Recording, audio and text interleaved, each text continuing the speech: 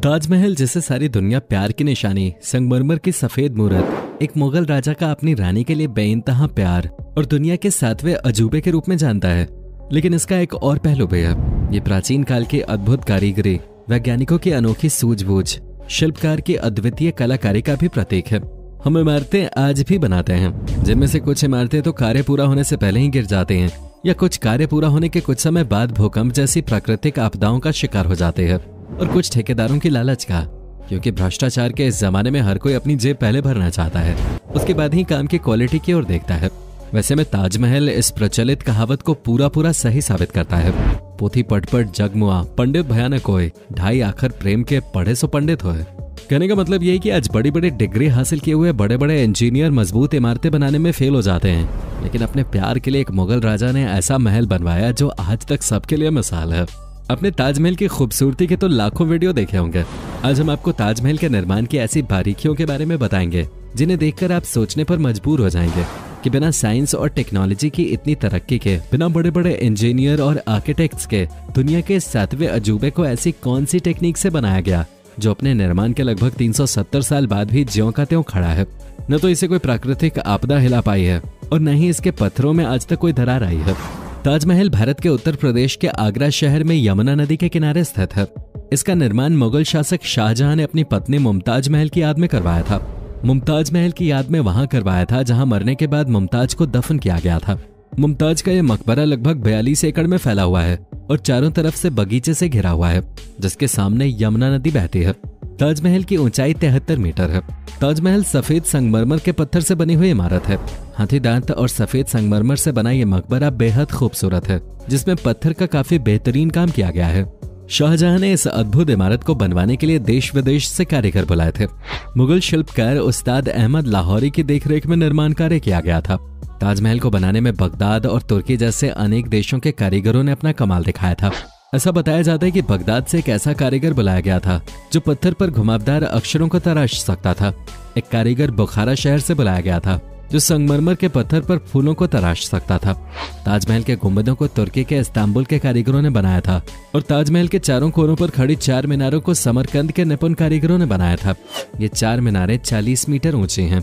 जैसे मस्जिद में अजान देने के लिए मीनारे होते हैं, ठीक वैसे ही ताजमहल के इन मीनारों का निर्माण किया गया था। अगर ध्यान से देखा जाए तो ताजमहल के चारों कोनों पर खड़ी 4 मीनारें देखने में सीधी प्रतीत होते हैं, लेकिन ये असलियत में सीधी नहीं है। इन्हें थोड़ा सा टेढ़ा बनाया गया है ताकि अगर कभी भूकंप या किसी प्राकृतिक आपदा की वजह से ये मीनारें गिरें तो ताजमहल पे न गिरकर ये मीनारें बाहर की तरफ गिरें, ताकि इस अनहोनी का ताजमहल पे कोई असर ना हो। दोस्तों आगे देखते जाइए, आपको ऐसी ऐसी बातें पता लगेंगी जिनकी आपने कभी कल्पना भी नहीं की होगी। कहा जाता है कि ताजमहल को बनाने में 22 सालों का लंबा समय और 20,000 मजदूरों का खून पसीना लगा था।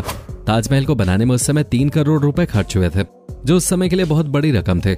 लेकिन जो महल सामने आया वो काबिले तारीफ था, है और हमेशा रहेगा। आइए जाने ताजमहल को बनाते समय प्रयोग की गई ऐसी टेक्निक्स के बारे में जो आज भी वैज्ञानिकों, इंजीनियरों, शिल्पकारों और बड़े बड़े बिल्डर्स के लिए एक उदाहरण पेश करते हैं। ताजमहल तुर्की, फारसी, भारतीय और इस्लामी वास्तुकला की अनोखी शैली से निर्मित है। यह इनके मिलीजुली वास्तु शैली का एक उत्कृष्ट नमूना है। आज हम किसी भी इमारत को सीमेंट के बिना बनाने की सोच भी नहीं सकते, लेकिन आपको जानकर हैरानी होगी कि ताजमहल को बनाने में सीमेंट का प्रयोग नहीं किया गया था। किया भी कैसे जाता? सीमेंट का आविष्कार ही ताजमहल के बनने के बाद हुआ था। जैसा कि हम सब जानते हैं, ताजमहल का निर्माण सन 1631 से 1638 के बीच हुआ था और सीमेंट का आविष्कार सन 1824 में इंग्लैंड के जोसेफ एस्पडीन ने किया था।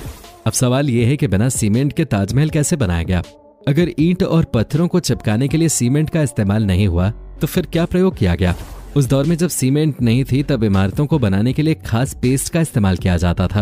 आपको जानकर हैरानी होगी कि पत्थरों को आपस में चिपकाने के लिए गुड़, बताशे, बेलगिरी का पानी, उड़द की दाल, दही, जूट और कंकड़ को चूने के पानी के साथ मिलाकर पेस्ट बनाया जाता था।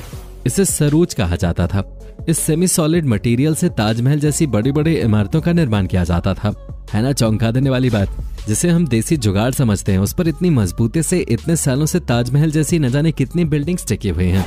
ये तो हम सब जानते हैं कि ताजमहल यमुना नदी के किनारे स्थापित है, लेकिन ये कोई नहीं जानता कि यमुना नदी का पानी आज भी ताजमहल की नींव रखने में प्रयोग की गई लकड़ियों को सुरक्षित रखे हुए है।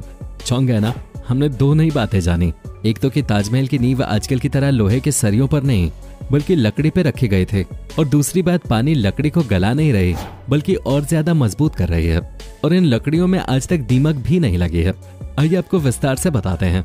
हम सब यमुना को सिर्फ ताजमहल की खूबसूरती में 4 चांद लगाने के लिए जानते हैं, या यमुना के पानी में ताजमहल के खूबसूरत व्यू को देखते हैं, लेकिन हकीकत में यमुना नदी के बिना ताजमहल का अस्तित्व ही संभव नहीं है। ताजमहल की नींव आबनूस के पेड़ की लकड़ियों पर रखी गई है। आबनूस की लकड़ी पत्थर की तरह होती है, जिन पर न तो दीमक लगती है और न ही पानी में अन्य लकड़ियों की तरह तैर सकती है। ये पानी में नीचे डूब जाते हैं। अन्य लकड़ियों के विपरीत अगर आबनूस की लकड़ियों में 30 से 35% लगातार नमी बनी रहे तो ये लकड़ी कभी भी खराब नहीं होती। इसका सबूत हमारे सामने है ताजमहल, जिसको बने हुए आज 370 सालों से भी ज्यादा का समय हो गया है। इसलिए ताजमहल की नींव में लगी लकड़ियों को यमुना नदी के पानी से नमी मिलती रहती है, और ये नींव आज तक जरा सी भी नहीं डगमगाई है। लेकिन अब यमुना नदी का सूखना सबके लिए चिंता का विषय बना हुआ है। ताजमहल की नींव वर्गाकार है। इस वर्गाकार नींव का हर एक किनारा 55 मीटर का है। ताजमहल की इमारत का आकार अष्टकोण 8 कोनों वाला है, लेकिन 8 कोनों की दीवारों के बाकी के 4 किनारों से छोटी होने के कारण इस इमारत की नींव का आकार वर्ग जैसा लगता है। ताजमहल के शिखर पर सफेद संगमरमर के गुंबद बने हुए हैं। तुर्की के कारीगर इस्माइल खान ने इन गुंबदों को बनाया था। उस समय उन्हें 500 रुपए प्रति महीने के अनुसार तनख्वाह मिलते थे। ये गुंबद देखने में एक उल्टे कलश के जैसा प्रतीत होता है। गुंबद पर एक किरीट कलश स्थापित है। ये कलश पारसी तथा हिंदू वास्तुकला का संगम है। इस गुंबद को सहारा देने के लिए इसके चारों ओर छोटे छोटे गुंबद के आकार की छतरियां बनाई गई हैं, जिनसे होकर सूरज की रोशनी मुमताज महल के मकबरे पे पड़ती है। इस कलश पर चंद्रमा की आकृति बनी हुई है, जिसकी ऊपरी आकृति स्वर्ग की तरफ इशारा करती है। चंद्रमा की आकृति और कलश की नोक मिलकर त्रिशूल का आकार बनाते हैं, और ये त्रिशूल हिंदू मान्यता के अनुसार भगवान शिव का प्रतीक माना जाता है। त्रिशूल और चंद्रमा दोनों ही भगवान शिव की शोभा बढ़ाते हैं, इसलिए कई प्राचीन कथाओं में ताजमहल को शिव का मंदिर भी माना जाता है। मुगल शासन काल के समय लगभग सभी इमारतों के निर्माण में लाल पत्थर का प्रयोग किया जाता था, लेकिन शाहजहां ने ताजमहल के लिए सफेद संगमरमर चुना। ताजमहल में न केवल सफेद संगमरमर के पत्थरों का इस्तेमाल हुआ था, बल्कि अनेकों बेशकीमती नगीनों का भी इस्तेमाल हुआ था। इस प्रकार ताजमहल को सफेद संगमरमर पर की गई कई प्रकार की नक्काशी तथा हीरे जवाहरात से सजी दीवारों से सजाया गया।